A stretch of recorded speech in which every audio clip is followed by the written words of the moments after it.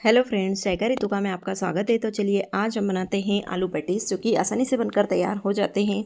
तो चलिए करते हैं शुरू। तो इसके लिए हम यहाँ एक कढ़ाई लेंगे और कढ़ाई के अंदर हम 1 चम्मच भरकर तेल डालेंगे। जब ये तेल अच्छे से गर्म हो जाएगा तो इसके अंदर हम 1 चम्मच जीरा डालेंगे।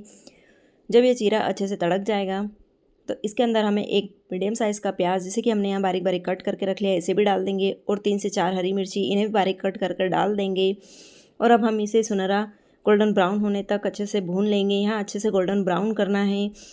तो इस तरह हम इसे चलाते जाएंगे। और यहाँ हमें गैस की फ्लेम को बिल्कुल मीडियम रखना है, ना ज़्यादा स्लो और ना ज़्यादा तेज़ रखना है। मीडियम फ्लेम पर ही इसे अच्छे से पका लेना है जब तक कि जो हमारे प्याज और हरी मिर्च है अच्छे से गोल्डन ब्राउन नहीं हो जाए। जब ये अच्छे से गोल्डन ब्राउन हो जाएंगे इस तरह से, तो हम इसके अंदर मसाले डालेंगे। तो यहाँ हम 1 चम्मच भरकर धनिया पाउडर, आधी चम्मच हल्दी पाउडर, 1 चम्मच लाल मिर्च का पाउडर, आधा चम्मच अमचूर पाउडर, 1 पिंच हींग, इन सभी मसालों को डालकर इसे 1 सेकंड तक अच्छे से चला लेंगे। और यहाँ गैस की फ्लेम को अब स्लो कर देंगे जिससे कि जो हमारे मसाले वह जले नहीं। अब हमने यहाँ जो आलू लिए हैं इन्हें हमने उबाल लिया था, इन्हें भी इसके अंदर मैश कर कर डाल देंगे और इन्हें अच्छे से मिक्स कर लेंगे। अब हम इसके अंदर स्वादानुसार नमक डालेंगे और हम आधी चम्मच इसके अंदर चीनी डालेंगे जिससे कि जो मसाले हैं वह उनमें बैलेंस बना रहे। यह इससे ज़्यादा मीठा नहीं होगा, बस सिर्फ मसालों में बैलेंस बना रहेगा। और अब आधा चम्मच गरम मसाला डाल देंगे और इन सभी चीज़ों को अच्छे से मिक्स कर देंगे। सब चीज़ें मिक्स करने के बाद इसके अंदर हम बारीक कटा हुआ हरा धनिया डाल देंगे और इसे भी अच्छे से मिक्स कर देंगे। तो यह हमारी जो स्टफिंग है वो बनकर तैयार है। अब हम गैस की फ्लेम को बंद कर देंगे और अब हम एक डो तैयार करेंगे। तो इसके लिए हम एक थाली लेंगे और इसके अंदर हम 400 ग्राम के करीब मैदा लेंगे और इसे छलनी से अच्छे से छान लेंगे। अब हम इसके अंदर 1 चम्मच नमक, आधा चम्मच अजवाइन और 1 बड़ा चम्मच भरकर तेल डाल लेंगे। तेल हमें यहाँ मोयन के लिए ही डालना है, आप चाहे तो इसके अंदर घी का मोयन भी दे सकते हैं। तो अब हम इसे सब पूरे ही मैदे को अच्छे से मिक्स कर लेंगे। इसे दोनों हाथों से हथेलियों के बीच में लेकर अच्छे से मिक्स कर लेना है। दोनों ही हाथों से इस तरह से अच्छे से मिक्स कर लेना है तो हमारा जो इसके अंदर तेल का मोयन है वो अच्छे से लग जाए। और अब हम इसमें थोड़ा थोड़ा कर कर पानी डालेंगे और एक अच्छा सॉफ्ट सा डो तैयार करेंगे। यह ना ज़्यादा ही टाइट और ना ही ज़्यादा गीला डो तैयार करना है, एक सॉफ्ट सा डो तैयार करना है। तो इस तरह से हम थोड़ा थोड़ा पानी डालकर यहाँ एक इस तरह से डो तैयार कर लेंगे। या हमें इस तरह से सॉफ्ट डो तैयार करना है और इसे 10 मिनट के लिए ढककर छोड़ देंगे।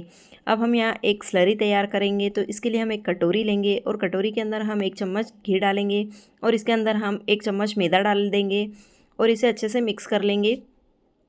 इस तरह से इसका एक पेस्ट बना लेंगे।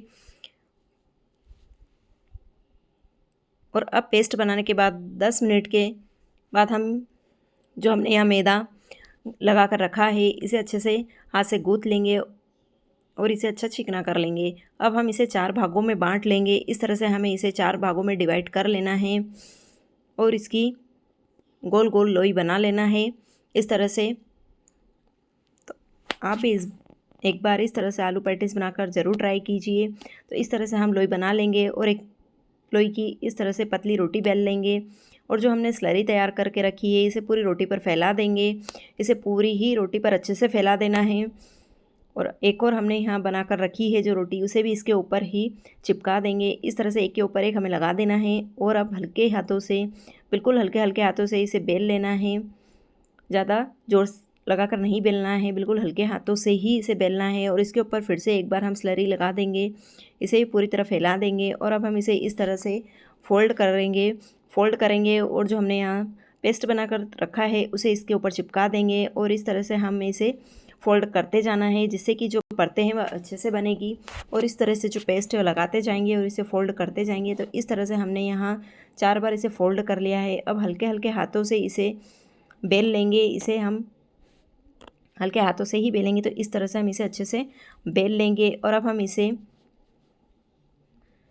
कटर या चाकू की सहायता से आसपास के किनारों को कट कर लेंगे। तो इस तरह से हमें कट कर लेना है और फिर इसे 4 भागों में डिवाइड कर देंगे। तो इस तरह से आप भी आलू पैटीज बनाकर ज़रूर ट्राई कीजिए। और अगर आपको मेरी वीडियो अच्छी लगे तो please like, share and subscribe ज़रूर कीजिए। तो इसे इस तरह से हम 4 भागों में डिवाइड कर लेंगे। और अब हमने यहाँ जो आलू की स्टफिंग तैयार करी थी उसे इस तरह से इसके ऊपर रख देंगे। और अब हम चारों ही किनारों पर एक थोड़ा सा उंगली की सहायता से पानी लगा देंगे, जिससे कि हम जब यह चिपकाएंगे तो अच्छे से चिपक जाएंगी। चारों ही किनारे अच्छे से चिपक जाएंगे और जब हम इसे फ्राई करेंगे तो यह तेल में जाकर खुलेंगे नहीं। तो इस तरह से हमें चारों ही किनारों को चिपका देना है। तो यहाँ हमारी जो आलू पैटीज़ है वो तैयार है। अब हम इसे फ्राई करेंगे। तो हमने यहाँ एक कढ़ाई में तेल गरम रख दिया था। तेल ज़्यादा गरम नहीं रखना है, हल्का तेल गरम हो जब इसे डाल देना है तेल के अंदर और मीडियम फ्लेम पर ही इन्हें फ्राई करना है, जिससे कि जो इनकी परतें हैं वह अच्छे से खुलेगी। तो इस तरह से हम इसे मीडियम फ्लेम पर फ्राई करेंगे। तो इस तरह से आप भी एक बार आलू पैटीज़ घर पर बनाकर ज़रूर ट्राई कीजिए, बहुत ही बढ़िया बनती है और बच्चों बड़ों या सभी को बहुत ही पसंद आती है। तो इस तरह से आप देख ही रहे हैं कि इसकी जो परतें हैं वह कितनी बढ़िया खुली है।